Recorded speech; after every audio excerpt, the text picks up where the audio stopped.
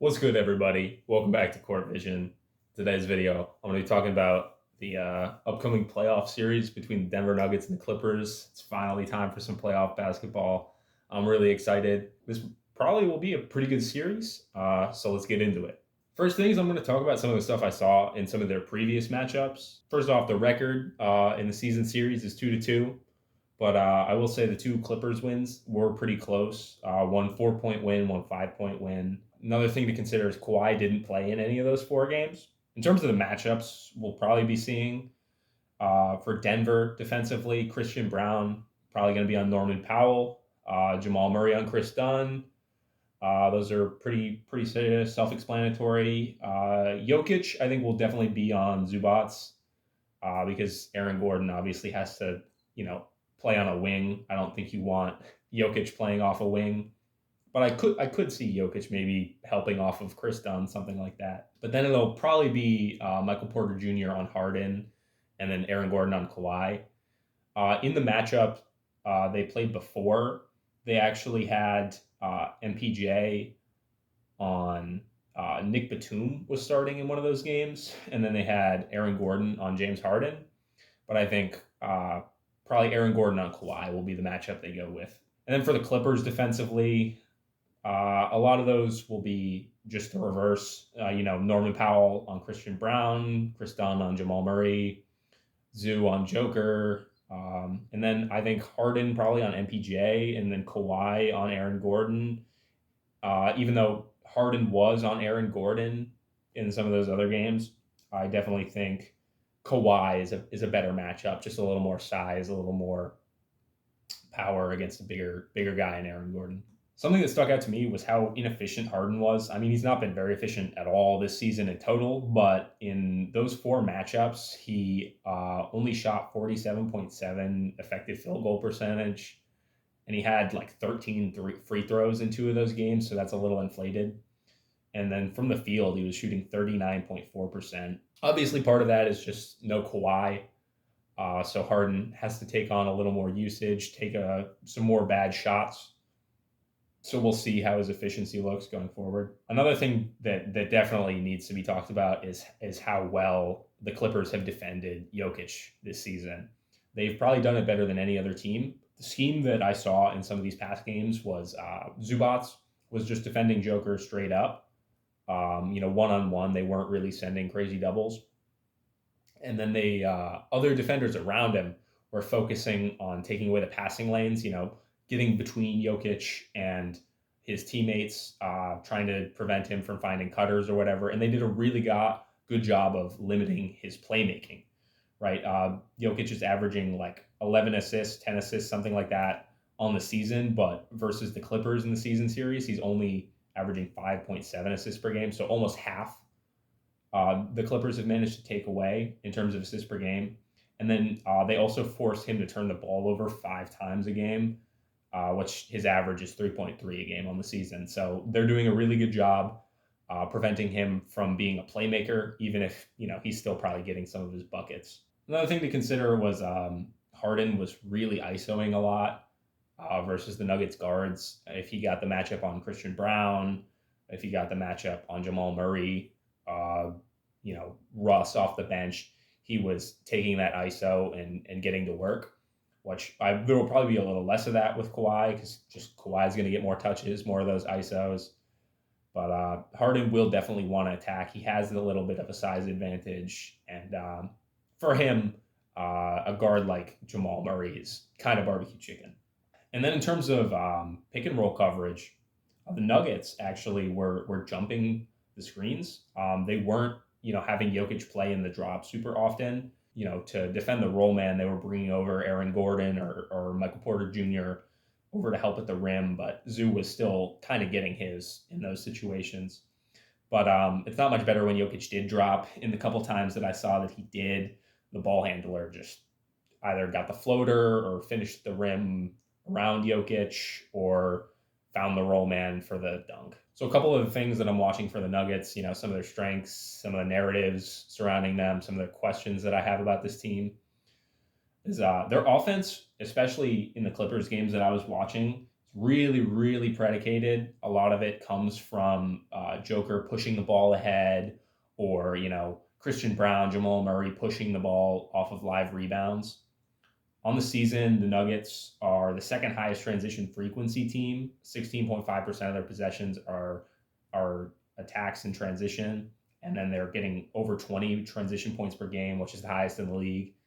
Obviously, in the postseason, when the pace slows down, a 7-game series versus especially this really, really tough, brutal Clippers defense, are they going to be able to make up for the offense that they're going to lose in transition, in their half court? I mean, Jokic is obviously one of the best half court drivers in the league, but 20 points per game is a unsustainably high level of transition points to be getting in a playoff series. Next thing I want to talk about is will Michael Porter Jr. hold up as a defender? Because Harden and Kawhi are obviously going to be attacking the guards all game. Christian Brown, Russ, Jamal Murray. But Michael Porter Jr. is going to have to take on one of those wing assignments just purely based on size. And so if Harden and Kawhi are getting to their spots, attacking him, and drawing fouls, things like that off of him, if they can attack him and they're also happy taking those mismatches on the guards, what is Denver going to be able to do scheme wise to help? They have basically 4 guys that if Harden or Kawhi get them on an ISO in the starting lineup, they're just going to get to their spots and score. So Denver's going to really, really struggle to defend the Clippers team at all if Michael Porter Jr. can't hold up, on an island with Kawhi, on an island with James Harden. The Nuggets, obviously the Jokic Murray pick and roll is a really consistent source of offense for them. But how effective will that pick and roll be with Zubac and Chris Dunn being the primary defenders? I mean, Zubac this season has been probably the best drop coverage big in the league, in my opinion. He's been really, really, really solid. And then Chris Dunn, great screen navigator. Zu's going to hedge and recover on Jamal Murray as the playmaker, or if Jokic gets the ball, there's going to, be some help out of the corners from the Clippers, and Zu is going to, defend it straight up really well. So if the Clippers are shutting that down, what does Denver go to next? Their offense is going to be really limited if they can't get that pick and roll game going. Another narrative, it's been a thing to talk about with the Nuggets all season, but I mean, it definitely still warrants mentioning. The bench is really bad.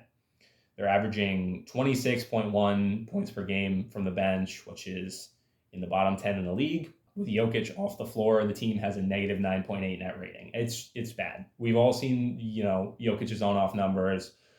We've all watched the Nuggets play and just seen how limited the scoring and the creation and the defense and really just everything is from the Nuggets bench. So how do they respond to that? Does, their head coach, David Adelman, does he start tightening his rotation early on? Do we start seeing like a 7-man rotation, 8-man rotation? How heavy are Jokic's minutes going to be? Because he's already playing routinely 40-plus minutes a night, even in the regular season towards the end. So, is he going to be playing 42, 43 minutes a night in the first round series? I don't know how well that, portends going forward for the Nuggets if they were to win this series. Jokic playing that many minutes, it's only going to get harder, in the second and third round and so on. The last thing I'm thinking about for the Nuggets specifically is how good is Jamal Murray going to be? Because everyone knows Jamal Murray has a reputation as a playoff riser. He was really important in the 2023 run when they won the championship. He's had some crazy series, in the bubble, in the years between. But last year, he didn't look great. This season, he's been in and out of the lineup with health issues. Is he going to be healthy is another thing.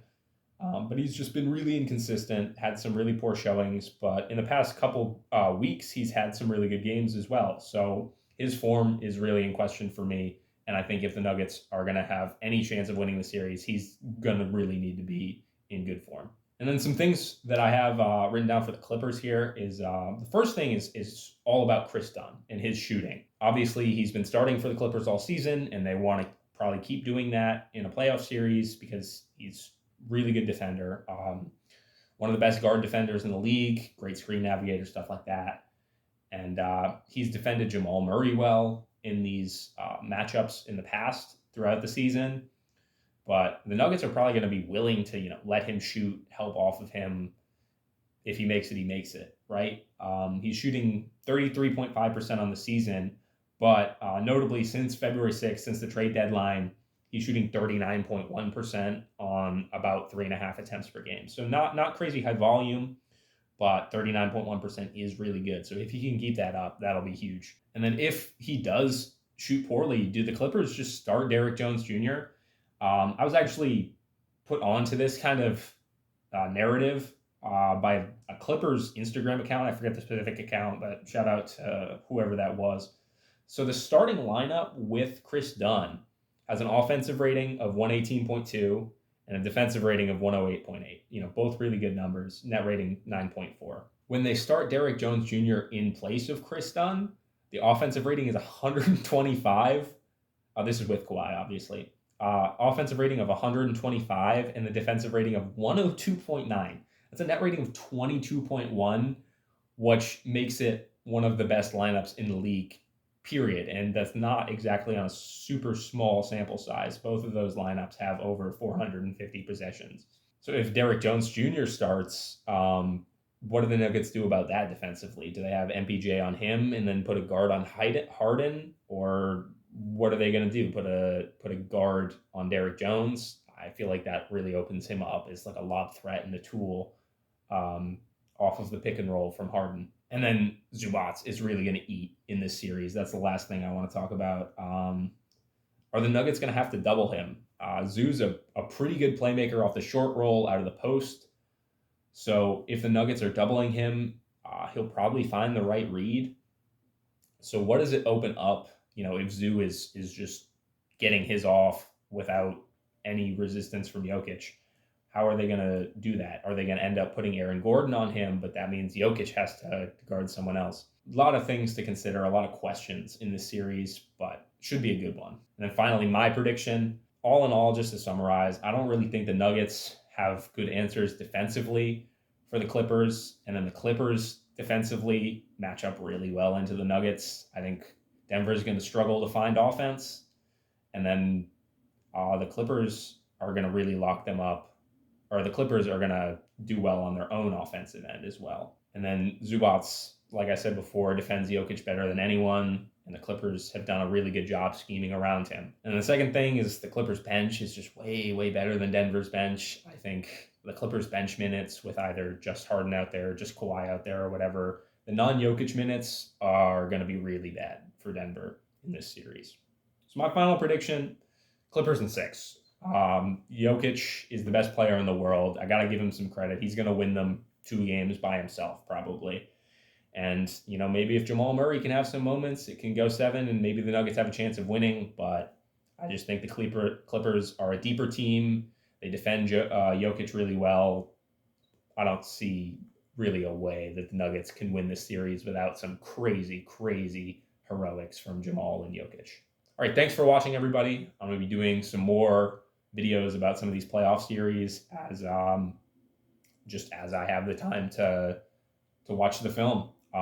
Lakers Timberwolves probably be the next one. That's a really interesting series. I'm excited to talk about that. So, subscribe if you want to see that.